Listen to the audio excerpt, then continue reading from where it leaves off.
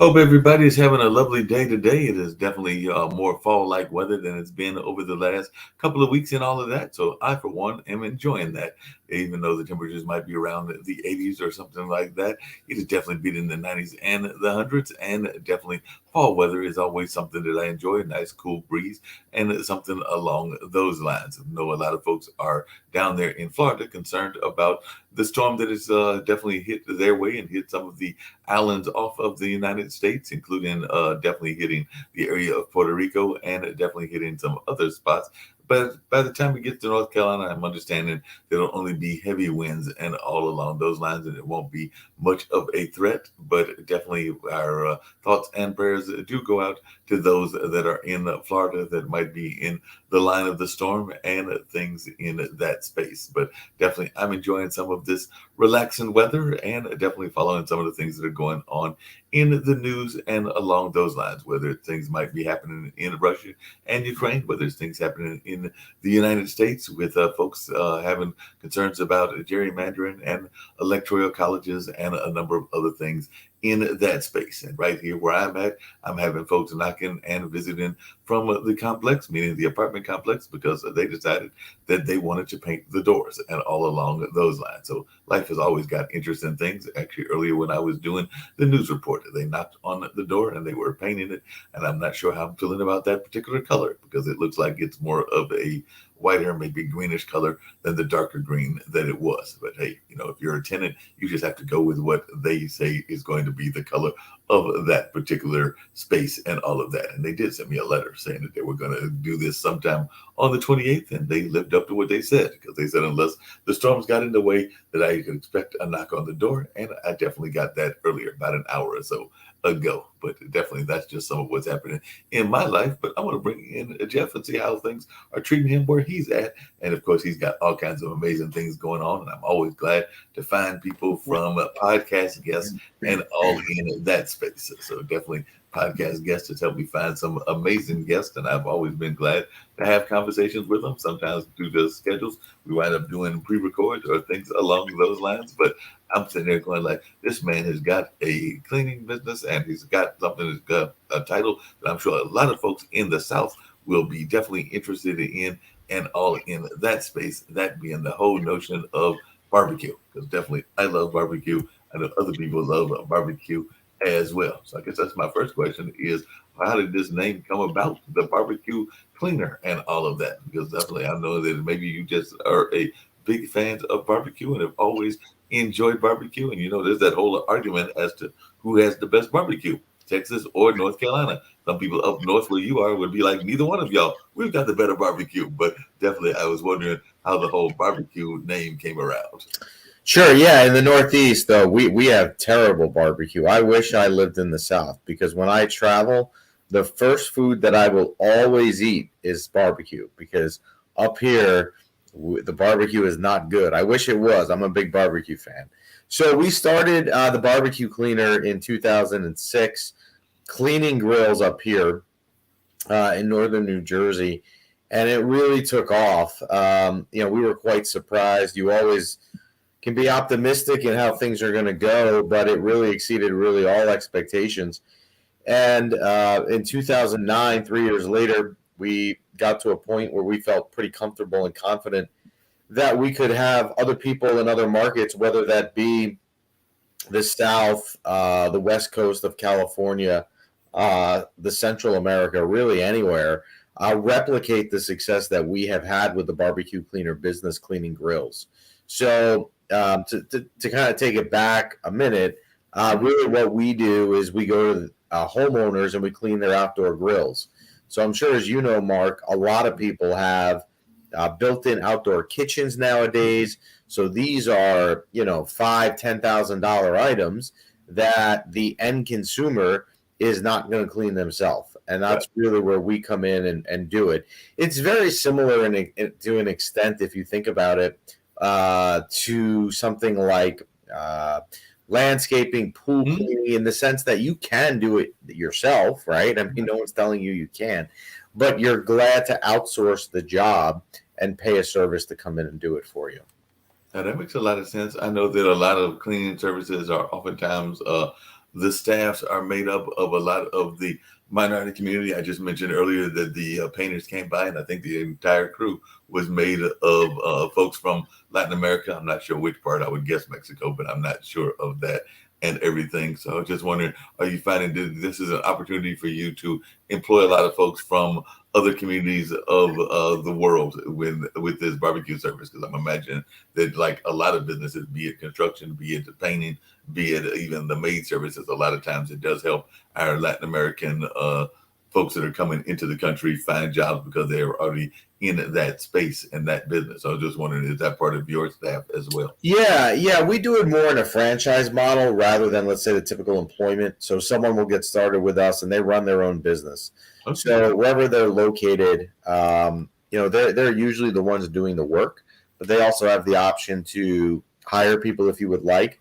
But from our perspective, we've always found in the 17 years doing this now that people when they're running their own business versus us, let's say, going out and hiring employees, seems to be the better way to go. Yeah, that makes a lot of sense. And you said that y'all are based in the Northeast up there in the New Jersey area, but are the cleaners all over the country and all over the world, or how deep is the reach? Sure. Yeah, we have 270 locations across the United States and Canada. There's just a handful up north in Canada. We've done very well in our expansion. I think there are some markets you would think that that would do better, and they do. Florida, Arizona, right? You're dealing with year-round grilling versus, let's say, Massachusetts. Some of these real northern states where they have a typical winter. But yeah, they've done well really everywhere they've gone. It sounds like they've done very well and all of that. I know that my brother is actually the grill master when we go up to my mom's house with his two kids, my two nephews, and whoever else might be joining the family and everything. Of course, I think mom does some, and there's some others that do it as well. But you are right. An outside grill does need regular cleaning. It is not that easy to do and all of that. So it sounds to me like that's the kind of service that you are doing, is going out to a lot of residential areas that have those outdoor grills, similar to what mom has. I know she also has a swimming pool that the boys love to play in as well. But definitely sounds like that's the kind of environment that you go into. And so I'm thinking that with that, you might get some good invitations to some good parties, because if you do a good job of cleaning, or if your franchise owners do, I'm thinking that occasionally they might get invited to the party also. And you know what? That sometimes that's even better than the cash tip, right? Because I get to go eat some killer ribs and brisket for helping them out. So I like that when it happens. I like that. Yeah, I know that's always a good benefit. I know that I've worked at a cultural arts center for a number of years, and that is one of the benefits, is that some of the clients, not saying all of the clients, but some of the clients will offer some good food as part of the job. So, of course, you're getting paid a wage, but it's always a fringe benefit when one of the people will come and ask you if you want to get a plate and all along those lines. And so I've never one to turn down good food when they offer it and all of that. And yeah, there have been some fantastic caterers that have come to that place. So I'm always about the fringe benefits. Now, when you come to a place and you see the name barbecue cleaner, do they automatically know that you are cleaning outside barbecue places, or do they think that those are your initials, or do they automatically associate it with barbecue? Because, like I said, the Northeast is known for barbecue, as you just alluded to earlier, as the South and everything. So I'm thinking that some people, when they hear that name, are going like, "So is your name not Jeff, but really Bob?" And they're wondering all kinds of questions about how the initials came about. Yeah, no, I think the name does a good job conveying what we do. But because the service as a whole is a new concept to a lot of people, they'll ask questions occasionally. What is it that you're cleaning? Are you cleaning, like an indoor restaurant's grill or whatnot? But I think the name does a good job conveying kind of specifically what exactly we do. Now that makes a lot of sense. What's the most unusual question that somebody has asked you when you have gone into a barbecue establishment, whether it was an actual establishment or whether it was somebody's house and everything? So I'm wondering, what is the most unusual question that you have gotten? And also, I've got another question that follows up on that, but I'll just ask the most unusual. Yeah, the weirdest questions that I get are when they ask me for cooking advice, right? I'm the cleaner guy. So like I'll have people occasionally say to me, "Hey, you did a great job cleaning the grill. I want to make ribs on it now. How do I do it? Do you know how many hours?" And I'm like, you're talking to the wrong guy. So I think whenever I get those sort of questions, it's a little bit strange. I mean, I think it's nice that they have the confidence in it to ask me, but I also don't think I'm the right one to answer those questions. No, that makes a lot of sense and everything. Now, you said you've traveled around the country with this job and also with your company and everything. And you also mentioned earlier that you are a barbecue fan. So I know that here in this area, we've got Bullock's Barbecue, we've got Dillard's, we've got a couple of other very well known barbecue places. Where do you tape out of, Mark? Where are you located? In Durham, North Carolina. Okay, in Durham. Okay. Well, you Yeah, also have a place there that I love. So my wife has relatives that live. Well, they used to be in Cary. They're now in Chapel Hill. But right. I love the Pit in Raleigh. Oh, yes. Is a good spot. Yeah, we were just talking about the pit. Actually, a friend of mine just went to the pit's location in Durham because the one here in Durham is actually not the restaurant anymore. It is more of an event space. So I think that they used to be associated with the one in Raleigh, but they are definitely now an event space. So unfortunately, I did not get the free food on that occasion because my friend Ray Pasco called me up and he was like, "I'm heading over to the pit. They're actually going to do an open house for what they are now going to be, which is an event space, and I'm going to grab something while I'm there. Can I come and grab you? And then we'll go there together and head on over there." Unfortunately, I was at work at the time, so there was no free food at work, so it didn't quite work in my favor. Worked in Ray's favor, but not in my favor in that particular case. What's the best thing you like about your job, other than possibly the great food that you get? It's helping other people. So it's twofold. It's helping people by cleaning their grills, making their life easier, but it's also helping the people that are getting their business started with us. We have so many people that come to us and say, "Look, I've always dreamt of being my own boss, running my own business, not working for someone else's schedule, but I have no idea what to do. I have no idea where to start. I don't know what business I want to run."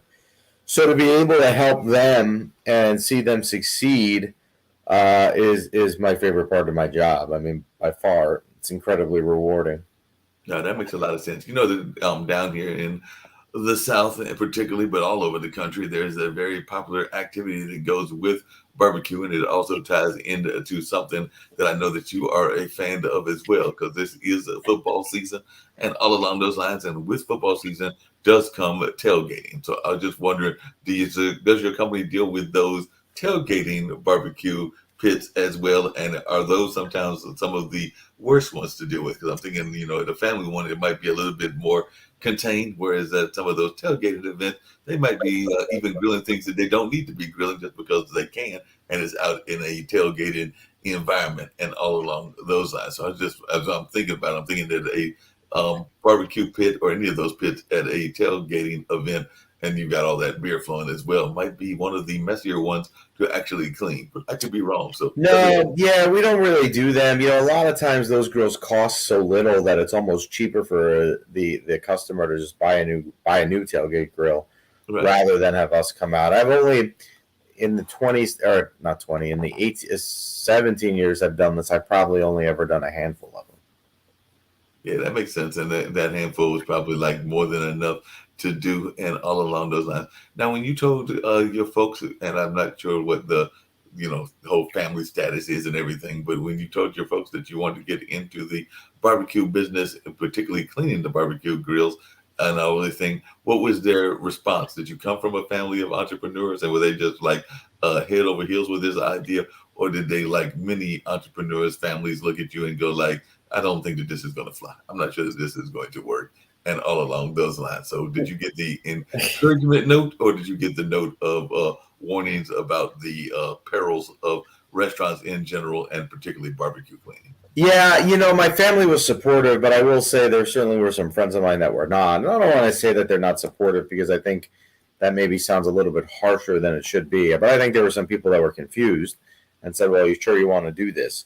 But I think now, years later, they understand why we saw it the way we did, and we're glad that we did it.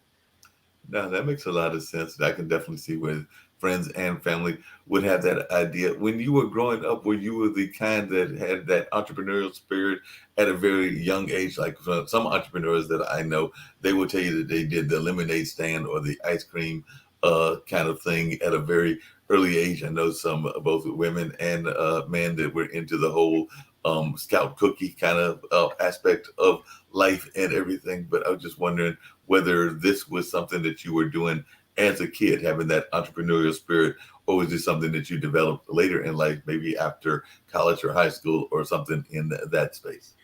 Well, it was really in college. I was in college. I was fortunate enough that I had a roommate my junior year that was thinking of doing his own business. So it kind of turned me onto it. My goal when I went to college in Boston was to go up there and get a degree and work for a PR firm.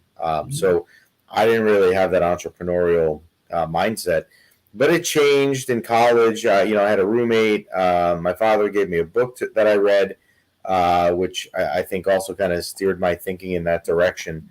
So it really was in those late teenager, early 20 years that I really said, hey, this is what I want to do, or at least try. And I tell people all the time, if you're ever going to do your own business, I mean, there's no real wrong time, but it's a great time when you're young, right? And you're in your 20s, because odds are you're probably not married, you probably don't have a mortgage yet, you probably don't have a kids.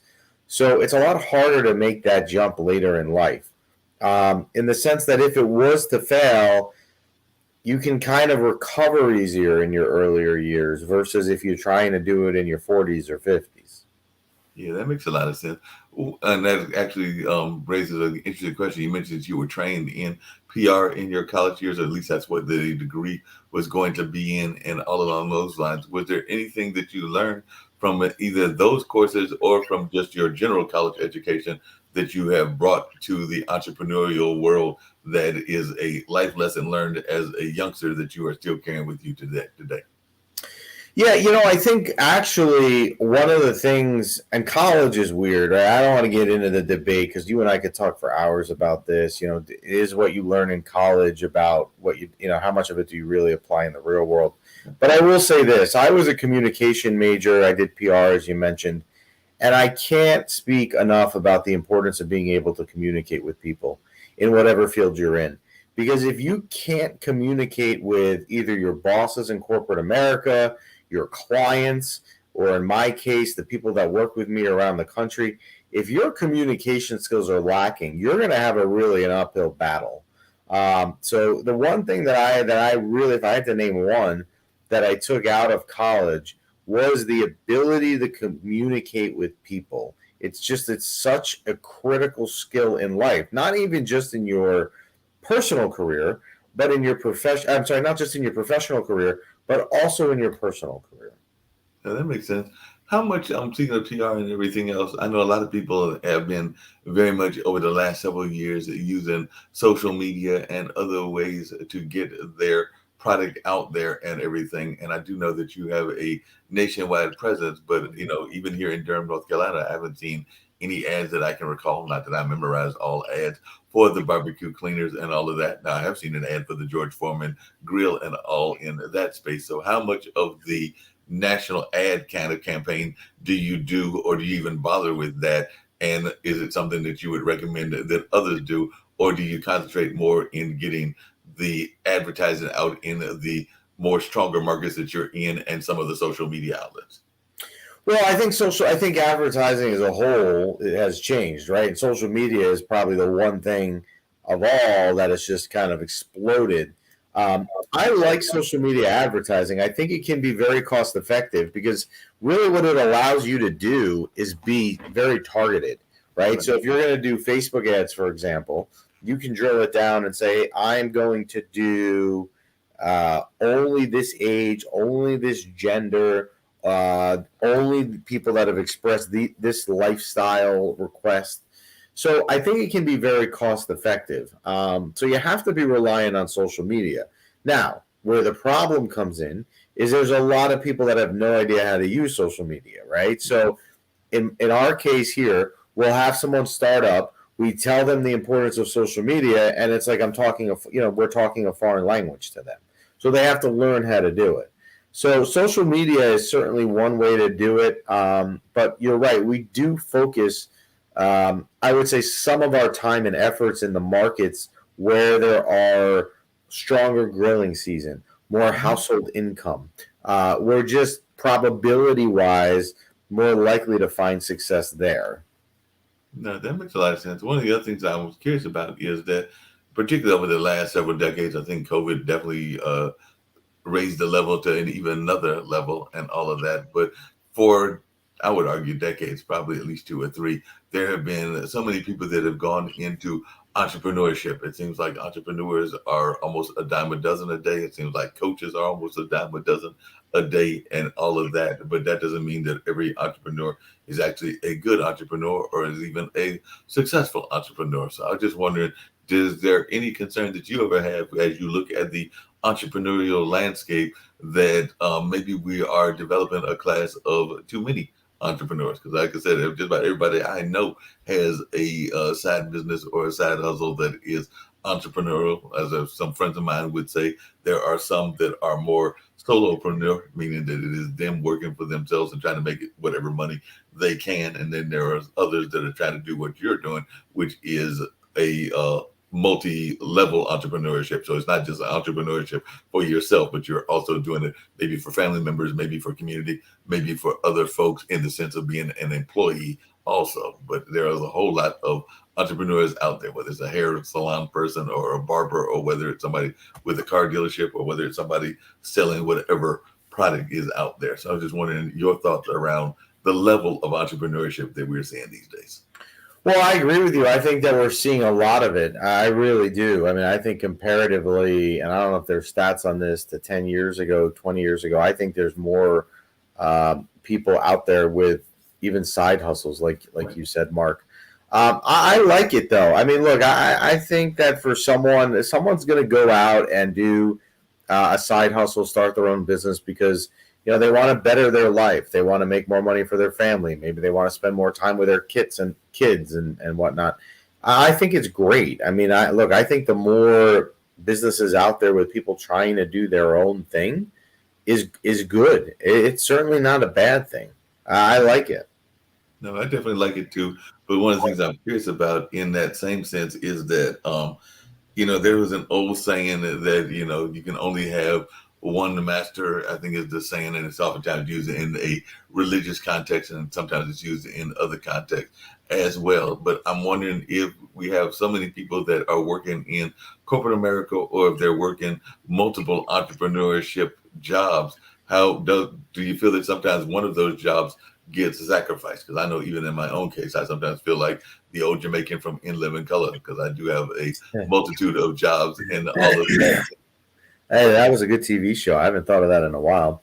Um, yeah. So we have people that do that here, right? So we'll have people that will start this business, but they've got a full time gig. So what they don't want to do is go out and give up their full time gig until they see what they're doing. I think you always have to have your bigger focus on where you're making more money. So if you're starting out and you're making more money doing your full time gig than your entrepreneurial gig, which is getting off the ground. You have to give your focus to your full time because that's where your money's coming in, right? That's a way to minimize the risk of your side business is that you still have your full time income coming in. So I think there's certainly a need to have a focus on your either full time gig or wherever you have more money coming in. Yeah, that makes a lot of sense. I can definitely see people doing that. The other thing that I know sometimes corporations don't like, but it is a known fact that goes on whether they like it or not, is that because you have a entrepreneurial job and because you have a full-time job, there is oftentimes, whether the company I won't say approves it, but lets it slide or doesn't go after it or whatever, that people will use the resources that they have from one job in order to help build up the entrepreneurial job. Because I do know some people that will use their phone or their copier or whatever else at the regular job in order to make a flyer for their part time and things along those lines. So I was just wondering, is that something that you've run across, and is that something that you have to sometimes discourage your people from doing? Because I'm sure, or maybe you don't even mind, but I do know that sometimes people will use the resources that are at their hand. Yeah, I mean, I think you have to use whatever resources you can get, right? I don't. I think there sometimes can be bad advice, but I think you've got to go out and seek out. If someone's willing to give you advice, you got to listen to it because if Right. the advice is good, it can certainly be very helpful for you down the road. But use your resources. Use the people that are out there.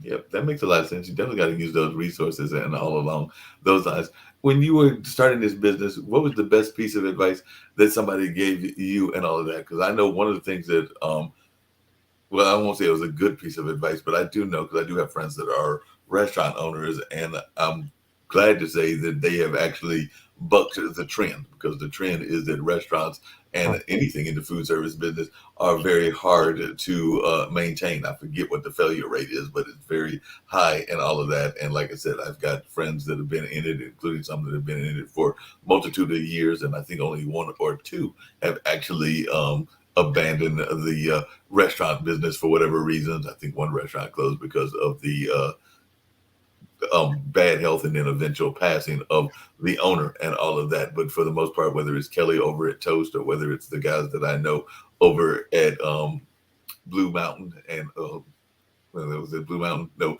it was another one of the ones that is got more of a New Orleans style kind of a restaurant, and definitely Dorian over at BU. They have been fortunate to, like I said, buck that trend. So I'm thinking that when you first came into it, folks were like, "You do know that you're getting into a difficult business," because, like I said, I forget the exact percentages, but I do know that they say the food service business is very difficult in terms of its success rates. Yeah, I mean, in terms of best piece of advice, you got to keep going, really. It's not, people seem to think I'm going to start my business day one and it's going to be great and we'll never look back. And it's not, it rarely ever happens. A lot of the successful businesses that are out there, including the barbecue cleaner for that, for that matter, in the beginning, it's a struggle and you got to kind of make adjustments. You always are. Every year we have to make adjustments. I wish in a way this was just autopilot. You know what? You've done this for 17 years. You've been successful. The autopilot's on. It runs itself. So you're always looking to make adjustments, but you gotta stay. You have to stay persistent. You have to keep an eye on the bigger picture. I think another piece of advice that's great, um, and it's easier said than done, but sometimes you get so engrossed in the business Mm-hmm. that it's like the saying, you're so far into the forest to see the trees, right? You got to step back sometimes, get out of it for a little bit, and allow yourself to see it from a different perspective, because you may that then very well see things that you should be doing differently, or I didn't see this idea because I was so involved. So I think that's another thing as well. The restaurant I was just trying to think of earlier was the Blue Note Grill because they definitely have some good New Orleans style food and all along those lines. But how much adjustment? Because the Blue Note Grill is also where my friend Brett does his open mic and everything. And definitely during the beginning of the pandemic, a lot of folks were definitely closed. And definitely as they opened, as things became better within this pandemic, then there was limited audiences, and now it is more fuller houses. I don't know that it's all the way at full capacity, but definitely fuller houses and all along those lines. And of course, there was the making sure that people were properly had the proper vaccines or the proper other things that they needed in order to go into the building, and that the building had temperature checks and other things that were going on in the early days. So I was just wondering, as a cleaner business, because I do know that even one of the young ladies that comes onto our show had like some cleaning products that she was bringing out of, I want to say Idaho, and I could be wrong about that, but Nicole Barons was trying to make sure that there were some cleaning products that were more um, able to tackle the whole COVID situation and all along those lines. But I was just wondering, what are some of the precautions and things that happened in these last 3 years with your business? Because I imagine that it took a serious hit during this time. Because one of the things you said you love doing is traveling, and it wasn't as easy to travel during these last 3 years. Yeah, so COVID's been interesting. There's been. I mean, I'm very. I'm reluctant to say there's been positives of it because I obviously know the devastation that COVID has caused. So we saw in the local businesses, cleaning grills, businesses set record numbers because you've had people not going out, right? Right. Mhm. So people were using their grills more, and this was a service we didn't have to go in the home. So when you were in 2020 and you didn't want anyone in your house, we would come, we'd go to the backyard, we'd clean it and leave. So there was a lot. There was a gain for us there. Across the nation, yeah. I mean, the traveling that we do when locations open up, we had to move to a virtual model for a Hmm. year and a half. Thankfully, last year we were able to be back.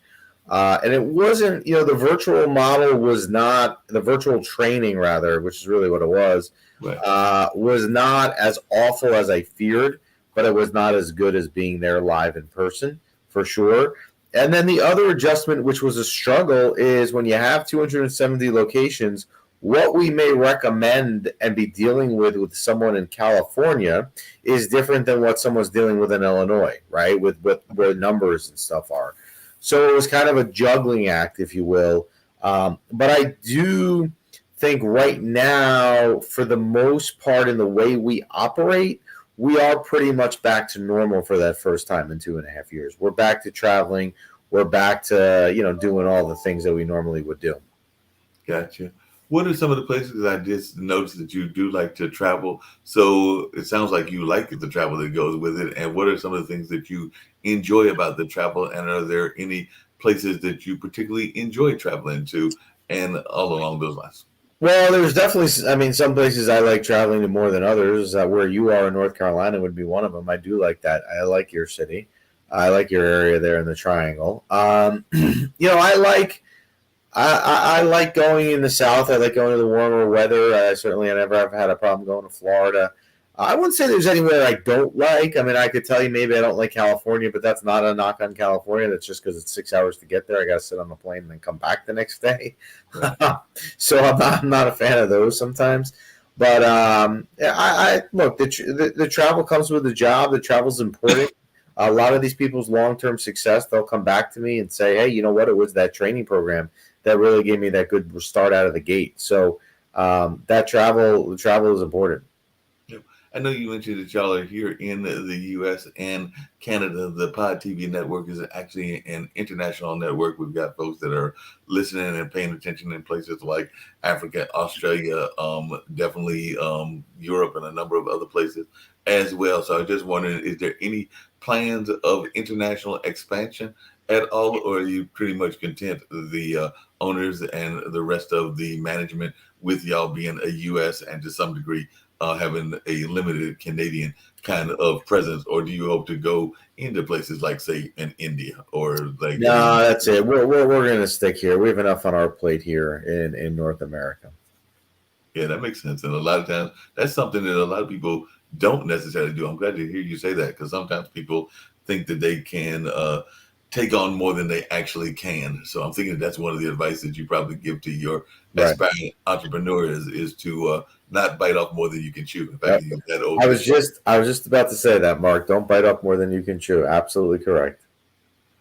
Do you think that a lot of people do that? Because I'm finding that even in my conversations with entrepreneurs, that a lot of times they have these very ambitious goals, and sometimes you're like, maybe you need to establish a base in where you're at. Because it sounds to me like you, before you even started traveling around the nation and then going up and into Canada, you at first established yourself there in New Jersey. But I'm just wondering, do you sometimes feel that entrepreneurs in general see the limelight and the glory part of entrepreneurship, and they see like the big multinational or the big companies that are going all over the world, and they're like, hey, that can be me. And sometimes I think that they need to establish their own base, not just in their own city, but maybe even in their own neighborhood before they start expanding into the bigger picture. And a lot depends on what they are selling, because there are some products that are probably more international in nature than others. I can definitely see if you're selling a book going all the way out to try to reach as much of the world as you can and all of that. But I don't know if it's going to work for a barbecue cleaner or definitely not a specialized restaurant.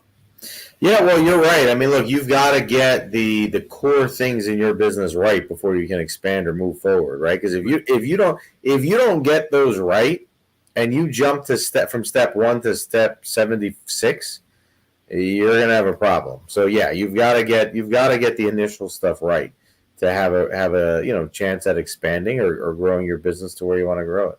No, that makes sense. One of the things the network talks about, and you kind of alluded to it earlier and everything is there are the two founders, Nick Palveda and Kim Calhoun. There are a couple of things that they bring up all the time, but one of the things that they get frustrated by is the lack of core values in our education system. Like Nick is a pension attorney and Kim is an engineer by trade, and I know that they would like to hear more people learn about budgeting and financial fitness and things in that line, even as early as the grade school level and all in that space. And even in talking to some entrepreneurs that I know, they are not necessarily aware that they need a business plan, and a lot of times they don't necessarily even have a business plan. So I'm just wondering your thoughts around that, and do you think that we need to do better in that sense, even in the sense of possibly teaching people about these things? Because, like I said, I do know that both Nick and Kim, this is almost like one of their pet projects and pet peeves, that they would like to see more of this kind of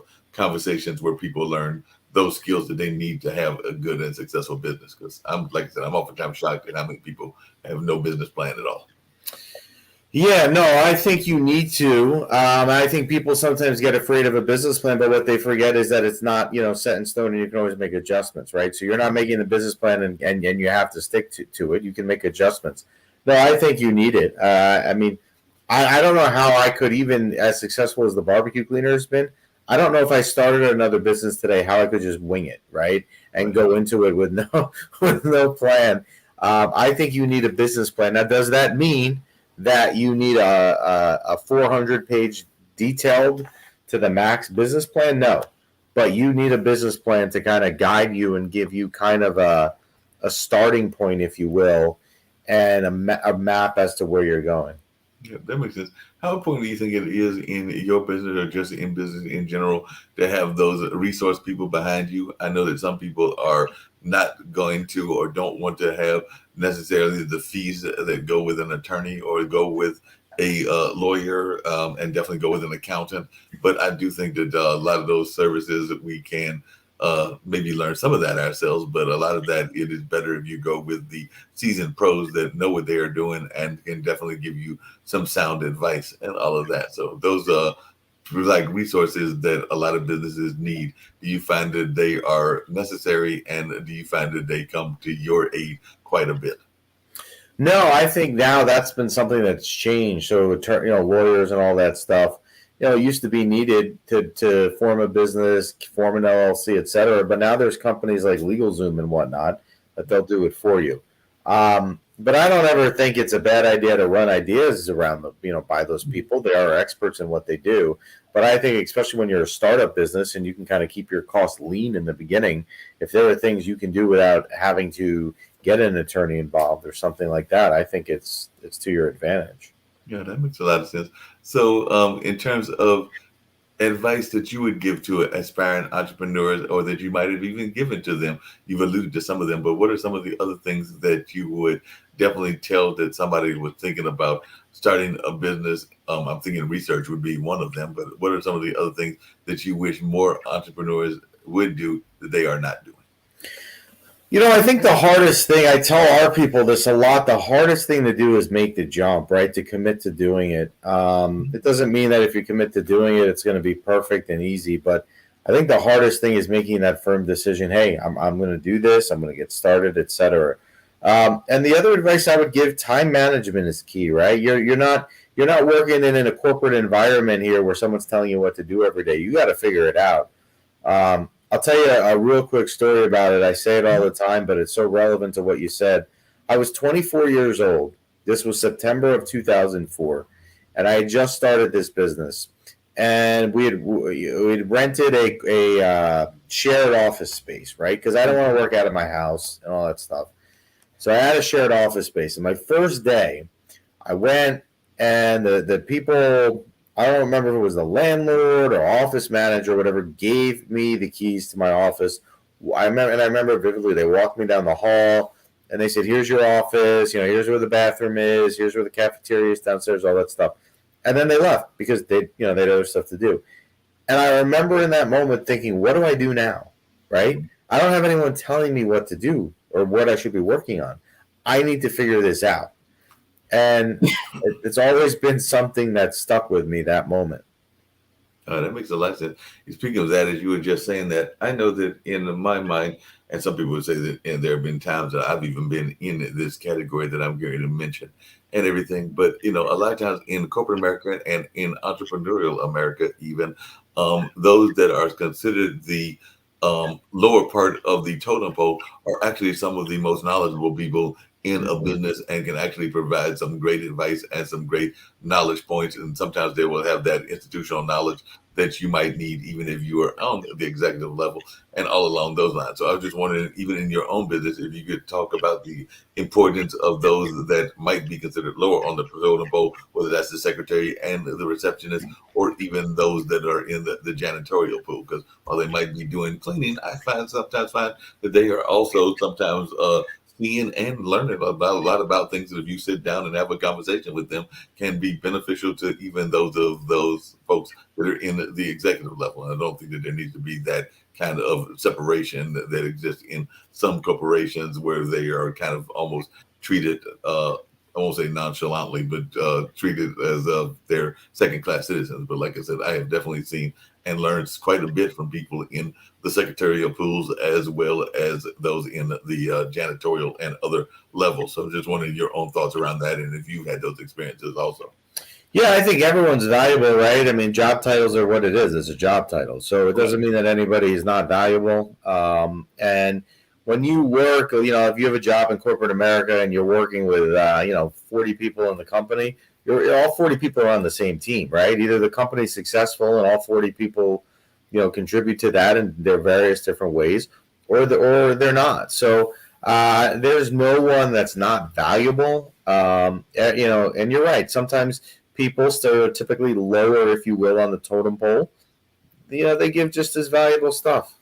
Yeah, no, I definitely agree with that. And in a lot of ways, it kind of is comparable to a thing that I know that you're very much a fan of, which is football. Is kind of like you need the quarterback, but you also need the defensive folks, and you also need the linemen, and you need the entire crew there, including the coach and the staff, and all in that space. So that's what it kind of reminds me of. It's just like you need all of those components. You need all the components within the business as well. So that's where I would go in that kind of Yep. conversation. I know that you are a football and a hockey fan. Our hockey team did not do that well this time around, even though we thought that they were going to make a push and got eliminated too early, that being the Carolina Hurricanes. And we'll see what the Panthers can do. And actually, I am a diehard, even though I never said or lived in the state, but I was a fan ever since the Tarkenton era. So I've always been a diehard Vikings fan. Ironically, my brother is a Chicago's fan, and a very dear lady friend is a Green Bay fan. So definitely that could make for some interesting family and phone conversations and all along those lines, and some trash talking that might happen in that space. But I was just wondering, as a New Jersey person, I'm thinking that you're either a Jets or a Giants fan, and I'm guessing probably closer to the Giants, but I could be wrong and all in that space. And I'm just wondering, and of course, I'm thinking hockey that you're a Rangers fan, but I was just wondering, am I correct in those assessments? Well, you're definitely correct on the hockey. I am a Rangers fan for sure. And I apologize about eliminating your Carolina Hurricanes in 7 games back in May. Yeah. With football, I'm weird. I kind of root for them both. The way they're so bad that you need to root for them both because you'll get 3 wins from one team, you'll get 4 from another, and then I can say I won 7 games through the year. So right now, I kind of root for them both. I mean, if they played each other, I'm probably a little bit more of a Jets fan, but I do root for them both. Well, that makes sense. And they're both up there in that general area. And yes, I will accept the apology for your eliminating my Hurricanes because I was thinking that we had that series at one. And unfortunately, we did not. And I don't know whether you're into this, but one of the things that my younger brother got me into that I have thoroughly enjoyed, thought I was heading to an 0-3 start. Thankfully, I did win this past week, was the whole notion of fantasy football. So definitely I did manage to squeak out a win, still not feeling all that good about the team, even though I have the Cleveland defense and both Brady and Goff as my quarterback. So, but there's some other players, and Justin from Minnesota. So there are a couple other players I'm sitting there going like, just need to find a way to trade y'all. But are you one of those folks that got into fantasy? Because like I said, I think my brother's Yes, supposed to that's do it. and fantasy for me is what ruined my allegiance, right? Because you end up rooting for your players as much as you do your team. So I'm assuming when you say Justin, you're referring to Justin Jefferson. That is exactly Right. what I'm referring to. So he's on my team, and the first week the guy was, I mean, like unbelievable in that game versus Green Bay. I mean, like running all over the field, like with no one even near him. And then the last 2 weeks he's been awful. So you never know. And but again, it's not really a problem if for the team, because the Vikings won, they beat the Lions the other day. So what do they care about someone's individual stat line? But if you're a fantasy player, yes, it was a little bit frustrating. It was frustrating, like I said, even despite him having that great game, the rest of the players, because I've also got Brady as my quarterback, and he's not exactly been shooting lights out as he usually does. And of course, he is coming out of retirement, and I'm sure it's not helping him that the wife at home has been in his ear saying that I really didn't want you to come back, and all Right. along those lines. So that's probably not helping any in that space and all along that kind of conversation. But yeah, I was thinking Brady was going to put up all kinds of points, but he hasn't done it for me. And there was a game that I should have started Jared Goff, and I did not. I think that was week 2. So Brady has not been my overly good friend the way he has been for others in the past. So who knows? Maybe I'll wind up starting Goff for somebody else, but we'll find out how it plays out. I just want to get to 2-2 because right now I'm 1-2, and I was, like I said, afraid I was heading to 0-3. Hopefully, your fantasy team is doing better than mine. Nope, 1-2 with you, my man. You're right there at 1-2 as well. Wow, that is well. We're gonna have to do better. Maybe we can find a way to win and go 2-2. One of the things I'm just to pivot just slightly. What has been your thoughts around this whole madness that has been going on in sports around Brett Favre? Because some people are thinking that he did not need to get involved in this whole welfare thing that he did, and we were actually talking about that on the news. And some other folks are going like, Brett did what? Because apparently it's not as much in the news as folks thought it should be, and all along those lines. But I was just wondering if you were even following that story, or even paying any attention, or if you even cared. Well, Brett Favre's a guy. He stays in the news, for whatever reason. He can't stay out of it. I haven't followed too much of it. I know there's a whole welfare scandal and all that stuff going on, but I'm not an expert on the issue. No, that makes sense. So, when it comes to football and when it comes to hockey and everything, what is your favorite thing about going to a game? I know some folks that when they go to a game, they are enjoying the companionship of the people, and at halftime they couldn't even tell you what's going on the field. I can tell you that even sometimes when I go to a Durham Bulls game, because here in Durham we do have the Durham Bulls, and they have done quite well in minor league baseball for several years. But sometimes I'm so busy having conversations and enjoying time with the friends that if you ask me the score, I'd probably have to look up and tell you because I didn't know it off the top of my head, because we're having conversations and enjoyment just among your peers and friends. And if you happen to be in one of those specialty areas where they might have some extra food and all of that, you definitely aren't necessarily paying attention to the game and all along those lines. So I was just wondering, are you one of those folks that is right there on the field or on your TV, just glued to the TV, or are you enjoying some of the other friendship activities that are going on at a football game? So first off, I've been to a Durham Bulls game. It's a nice stadium you guys have there. I enjoyed it. We were there. I mean, it's probably over 10 years ago, but I do remember it well. We enjoyed it.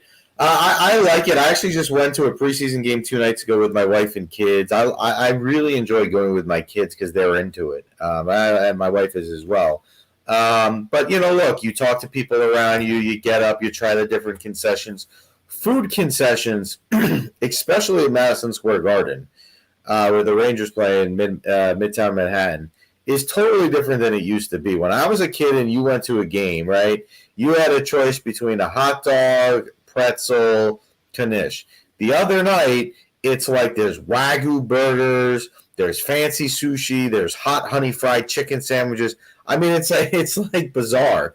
So, but the experience, is cool. You can try different foods while the game's going on. Normally, if I'm at a Ranger game, I am paying close attention. However, if I'm at a different sporting events game, all bets are off, and I'm probably more on the conversationalist side.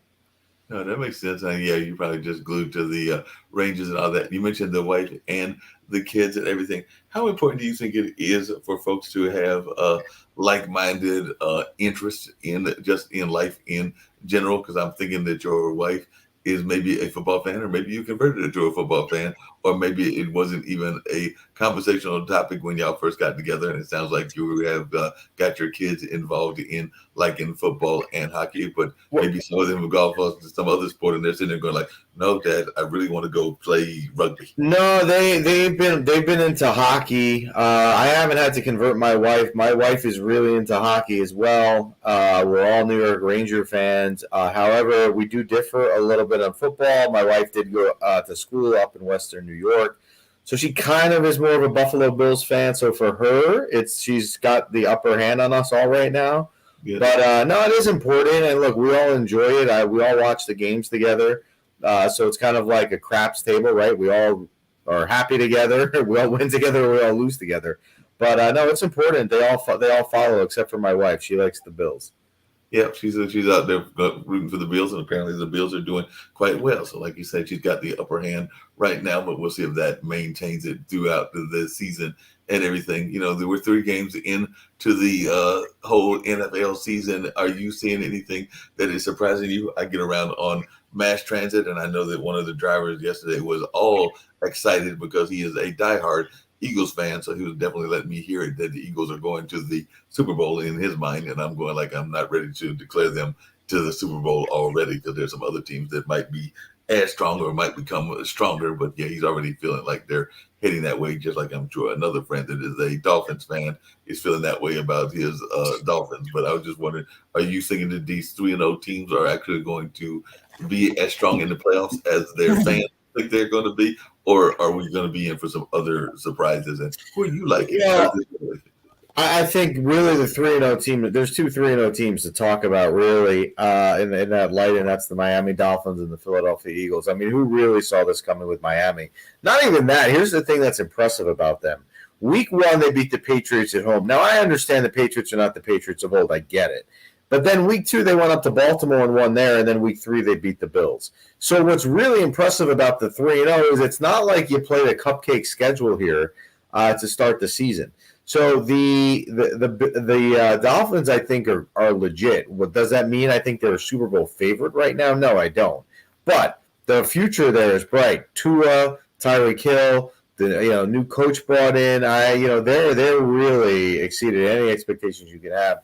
The other 3-0 team, the Eagles are a little bit different in the sense that, week 1 they played Detroit, not that great of a team. The second week they did beat a good Minnesota team on Monday night, but if you look at Minnesota's records historically on Monday Night Football on the road, they never win. They never show up. Right. So that happened. And then, this past week they beat a Commanders team that's not good. Now, you can't fault Philadelphia because you don't control who you play, right? You can only beat who you play. It's not their fault. But I'd like to see more out of them. But, yeah, I mean, look, there have been some surprises. Every year in the NFL, there's always surprises, especially early on, with teams getting out to really good starts that you did not expect. Oh, yeah. And then the key is, do they have the longevity to maintain it? Yeah, that's a good question. A couple of my friends, and I'd love to hear your thoughts about this, are not the biggest fans of the shortened preseason. I know that I've got a good friend of mine who's actually from New York, and he's actually a Jets fan. But he was just saying that the last couple of times, and he's also, Zach has got a funk band, but he was saying that the last few times of watching games and all of that, he feels like because of the shortened preseason, that none of these teams are really ready or are really playing lights out or are really demonstrating their full potential the way that it had been in past preseasons where the preseasons were longer. So I know that the season's going to be longer, but he's feeling that we haven't got to the gist of the true nature of the NFL and them being kind of like strong teams and strong players. And you just mentioned Justin having that great game the first time, and then the last 2 games have not been all that great. So I just wondering, do you agree with my friend Zach's assessment that shortened preseason has made these teams not overly prepared for the beginning of the season? Yeah, I think he's definitely right. However, I think overall it's a good thing, right? If I'm going to have an extra game, I'd rather lose a game in the preseason that means nothing than add a game in January when the playoffs are on the line. I like it overall. I'd rather have that game be a meaningful game at some point in the season rather than a preseason.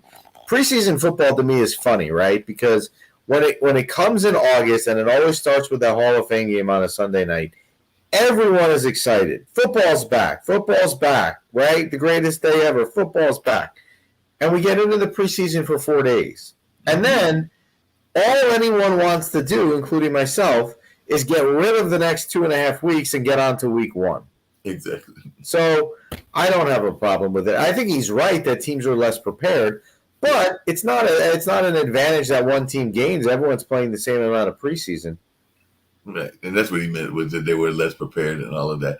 And I know, because actually we've got one of them this Sunday, that there is also the interest in trying to get football and our version of football into other places. So over the last several years, we've had games that have been played in other countries, most notably European countries. I think they're mostly England, but there have been a couple, I think, in Spain and some other places. And I do know that the Vikings, I believe, are playing New Orleans in England. So I don't forget the exact city and all of that. So I was just wondering, do you think that that's going to help grow our international audience in the sense of football being an international sport, or are we never going to catch up with soccer and rugby and some of those other sports? No, we're not, and we don't want to, right? Like I don't get the NFL's. I don't want to say obsession, but like this whole London and international thing. I don't get it. Well, I get it. It's a financial thing, right? Let's be real. That's why they do it. But no, I don't think the sport as a whole needs to. No, I agree with you on that. And coming back to that other sport, hockey, and all along those lines, are your Rangers going to make another run? Or are they going to spoil They by should. Hurricanes? Yeah, they will be good. You know, the thing, and I say this is that with the Rangers and really every team for that matter, we can make predictions and stuff in the seasons, but you never know how COVID's going to play out, right? Like last year, for example, the Islanders got decimated by COVID. Their whole team was out for 2 months. Right. So, I'm going to look at it like I'm going to put the trust in the people that hopefully have got rid of this thing or made it not matter, whether that be the scientists, whether that be, people that are in the news, whether that be, certain a guy, Kurt, I can think of from New Jersey. These things will help with all the seasons because as sport fans, all we want is full seasons, right? Mm-hmm. Yep, definitely want full seasons, but sometimes certain sports got into that whole virtual model and all of that, and I'm curious to see if we're going to see more virtual and metaverse versions of sports, and I'm not sure how I'm feeling about that. Yeah, I'm not a fan of that, and I'm not a fan of the virtual. I think like the real sports that are played, not virtually, from a COVID point of view, like I said, I put my faith in the scientists. I put my faith in Kurt, and I think we're going to get a full season in and have an uninterrupted NHL season. Yeah, I hope so. Hopefully, we definitely have that uninterrupted season. It was interesting. I think that it was the NBA that went on all play that was like a year and a half ago in Orlando in that kind of bubble environment. And then this year they did the more traditional way of doing the playoffs. And I thought that went really well, the traditional way. And I hope that it'll go that way from now on, and we won't have to do any more bubbles and have any more outbreaks of any sort that have disrupted the sports season. Every year with sports, there's talk of expansion. And have you seen enough expansion, or would you like to see some more hockey teams and some more? No, I've had enough. What we can do, as opposed to expansion in the NHL, we can take a team like the Arizona Coyotes, who doesn't belong there and has no fans, and move them to a Canadian market like Quebec or another city in this country that could use a team. We don't, hockey gets, when you have 32 teams, it's hard enough to win the Stanley Cup. We don't need 76 teams competing for it.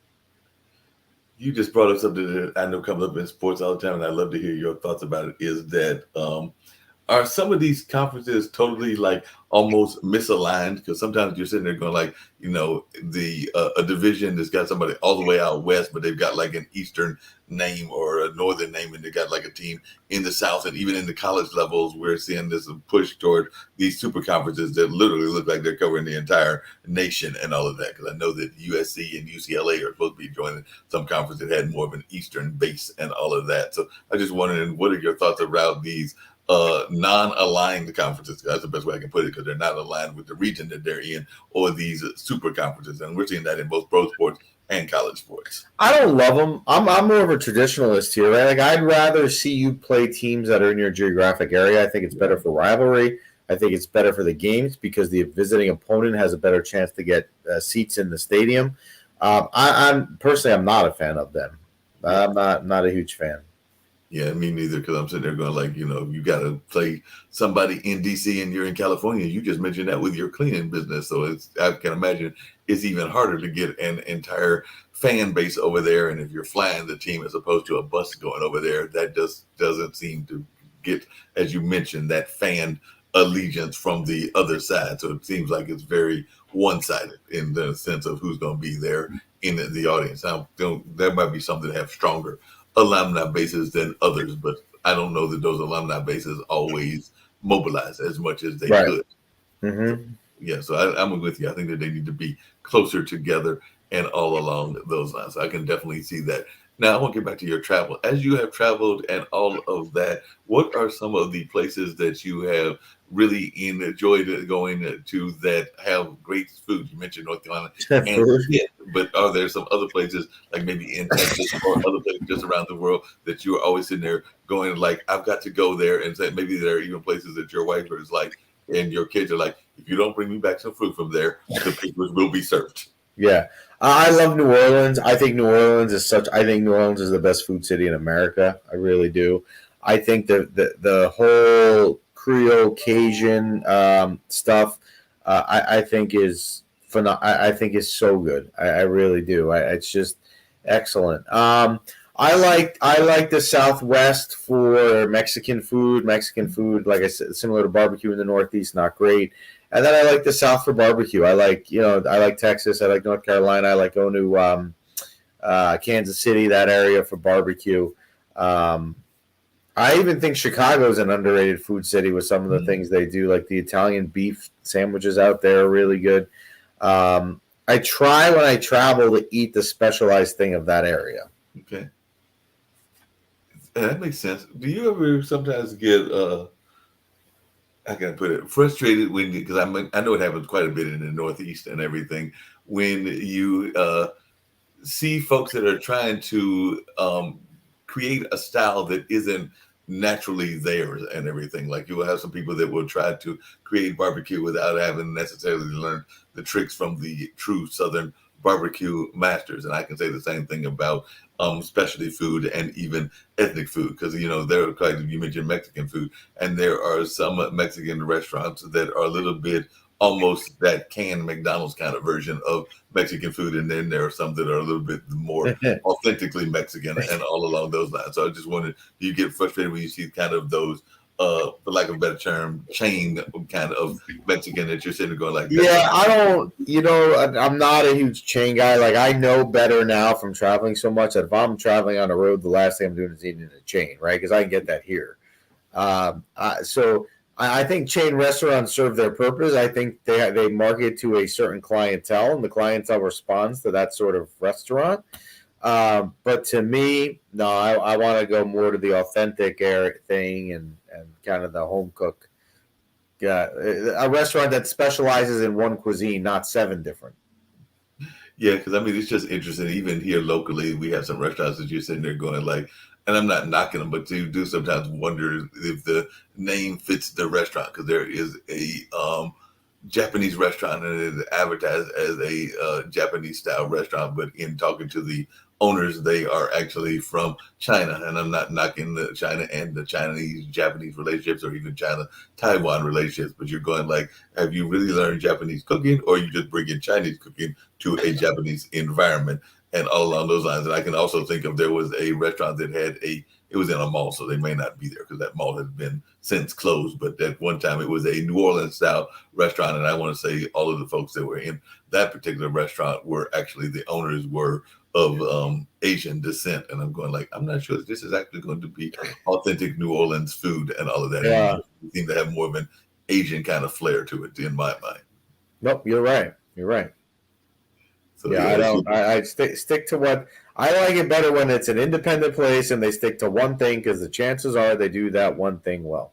Oh yeah, that's very true, and all of the things that they definitely seem to do better in that sense. What are some of the challenges that even with your own business that you are facing now? Because, like I said, we mentioned COVID, but COVID seems to be waning.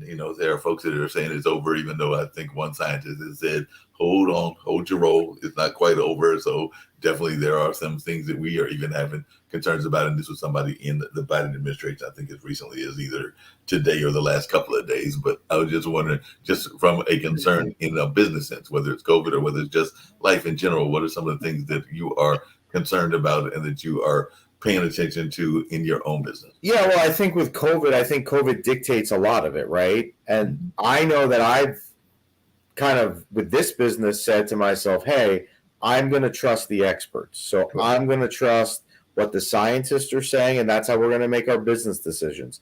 I'm going to trust what Kurt is saying, who's been, I mean, phenomenal since day one. It really, uh, let's just say, telling it like it is, right? Right. As I'm sure you know, Mark. I mean, he's been exceptional. Yeah. So I think making those decisions going forward, we're going to proceed as if COVID is over, because if that's what the scientists are saying and the news to an extent, and Kurt has been nothing but confident, that's how we're going to proceed with the barbecue cleaner.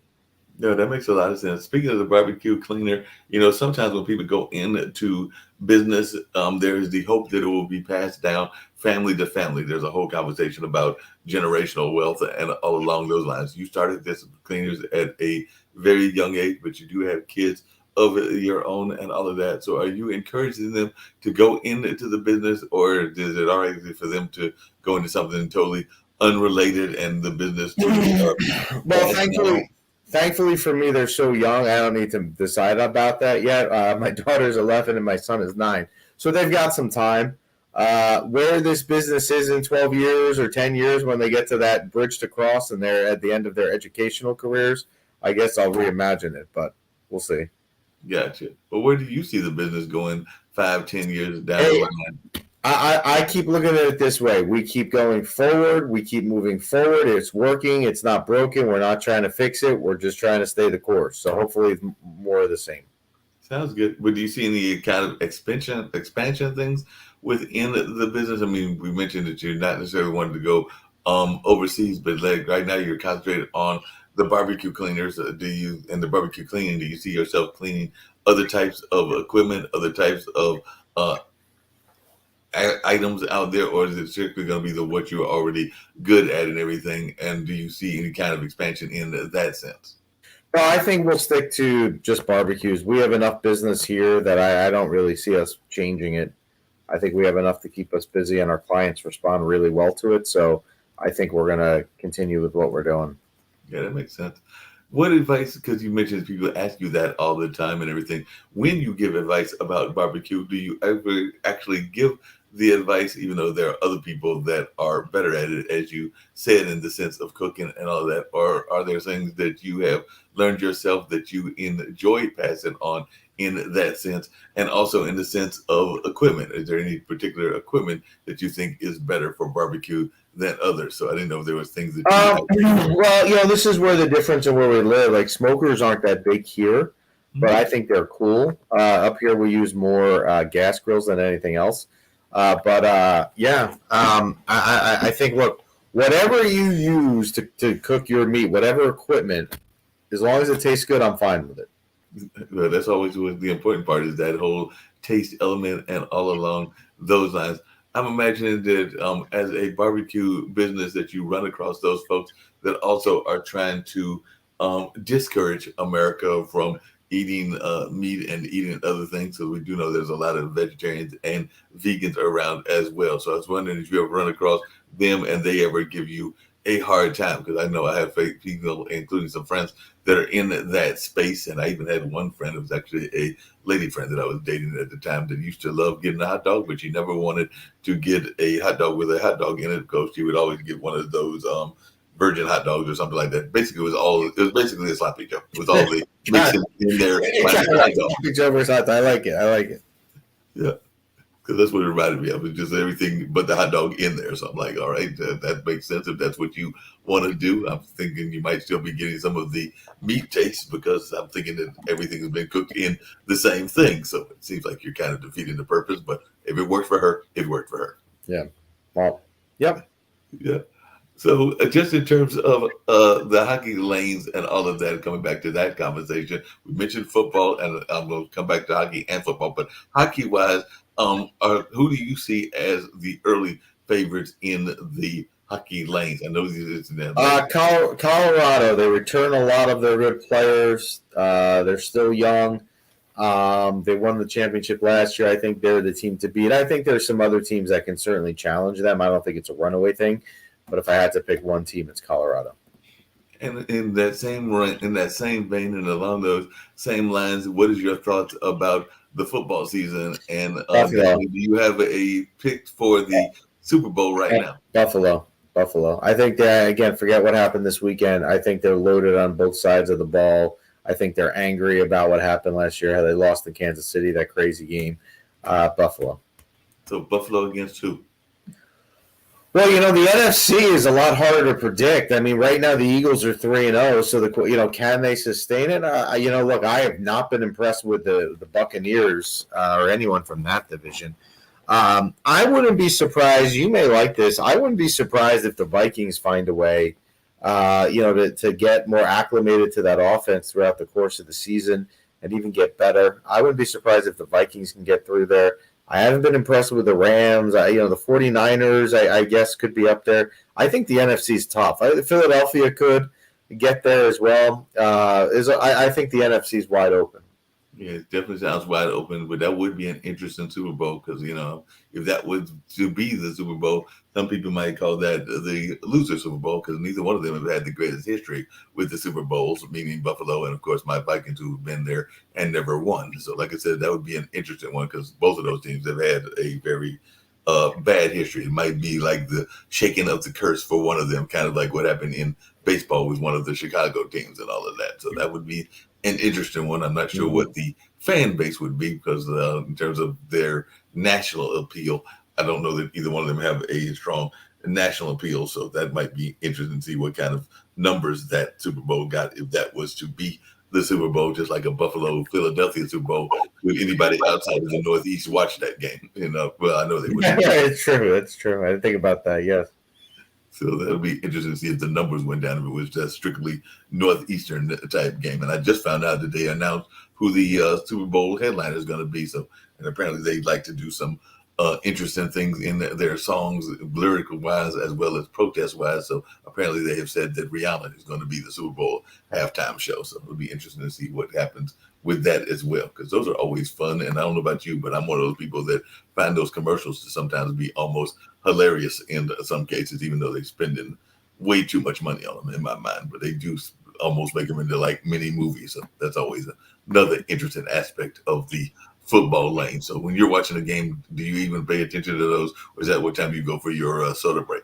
No, I pay attention. No, I'll pay attention. Look, I'm more into the game aspect, and the box pools and all the things we do. But yeah, no, I'll pay attention. No, that makes a lot of sense. It's always good when you pay attention to that. One of the things that we've talked about on this network and everything, get ready to wind down shortly, but one thing we've oftentimes talked about is this notion of the imposter syndrome. And that's when you don't feel that you are good enough for the job as the other person is, and all along those lines. So I was just wondering, in your business life, have you ever had to face that? Because I know that it's come up not just on my show, but other shows as well. And I can even tell you that in my own life, there have been times that I did not go for a job and would have these internal conversations. And by the time I talked myself into it and went to approach people about it, the job had already gone, and all in that space. So I was just wondering how, as an entrepreneur, you have dealt with that, or is it even crossed your mind at all? Or are you one of those people that was like, I'm going to do what I want to do, and I'm not even going to let the imposters get in the way? No, I'm gonna do what I'm gonna do. So that makes sense, and that's a good attitude to have and everything. So you don't let those outside critics get in your way, because that's the other thing that I know a lot of times people will talk about is the outside critics, and those outside critics getting into the ears and all of that, whether it's a family critic or whether it's the neighborhood neighbor or whatever. So if you're one of those folks that listen but don't necessarily internalize it. No, I don't. I don't really internalize it. No. Well, that's a good thing that you don't internalize it. That's always a great thing. So, what is the favorite thing about your job? I love being around people. I love that I'm not sitting in an office all day and whatnot. I love it. I like the travel aspect as well. So I'm a fan. I like it. It sounds like you're a big fan and definitely a fan of entrepreneurship and definitely a fan Yeah. of all along that kind of space. So that is truly Yeah. amazing, and I'm sure many folks are excited about your Um, job and the things that you're doing. well, yeah, I'm lucky, and thank you, Mark, for having me. I'll come back again anytime, and I enjoyed it a lot. So thank you so much. Oh, no problem. I've thoroughly enjoyed it. Get a chance to talk to you about football and life and just things Yeah, in general, which is let's what I let's am all about and everything. So definitely that is something that I'm all about. So just two quick questions that I was going to ask, and then we'll wind this whole thing down. But when it comes to small business versus big business, what advice would you give to a small business owner? I know some friends of mine just did a make the jump. Make the jump. Try it. That's best advice for a small business owner. Try it. Go at it. Give everything you got. Try it. just try it, just go for Yep, it. go for it. Don't. Hey, that's a great advice. So the last thing that I get everybody to do, and I'm definitely going to do it on this interview. And like I said, I hope you'll come back. We oftentimes, as we've done this time, talk about sport, talk about life, just talk about things in general and all of that. But if there was somebody, but as I mentioned before, it is an international platform, meaning pod TV. So one of the things I try to do is encourage positivity around the world and all of that. So if you have a message of positivity and hope that you would like to share with our global community, despite Yeah, I mean, the best thing that I could share on an international spectrum, because we've all been dealing with it, is just, keep fighting COVID and getting through it and trying hopefully to move on, and let's try and get back this world to a normal place. Um, again, like I alluded to before, Mark, it's putting trust in the medical field. It's Kurt from New Jersey. It's all these people that are going to get us through this mess, and we're getting there. So I think that's the message. Yep, I definitely appreciate it. And how can folks reach you? Maybe they want to find out your places to go, and they want to get your services. Anytime they can do it anytime. And what's the best social media way that they The can bar, find? the www.thebarbecuecleaner works as well, and you can reach us at 888-296-8368. We're always around. Sounds good. So I will end the same way that I started and everything. But the question that I kind of alluded to in the beginning, which I know is a big barbecue debate and everything. So which side of the barbecue do you fall on? Are we going with Texas or are we going with North Carolina? You're not gonna like me. I'm not really vinegar based, so I like Texas better. So Texas is going to win. No, that's all right. I can take that answer. I'm actually a fan of both, but I was going to see which one. So you But you know what? There's no loser in that question. Let's reiterate. There may be one that's better, but that doesn't mean there's a loser. That is true. That is very true. And hey, and you have already said that you have definitely enjoyed the pit over there in Raleigh, and I'm got to get you to come over to Bruno Grill, and there's a couple of other We'll ones. set it up next time I'm in town. We'll do it in person. Thanks for having me, Mark. I appreciate it. No problem. I'm glad we were able to have this time, and I'm going to let you bounce off. I've got to get ready to do some other shows as well, so we're going to get out. You got the it. same way we came in with the 30 seconds and all along those lines. Any final words you want to hear? Thanks. I appreciate it. We'll see you soon. Sounds good.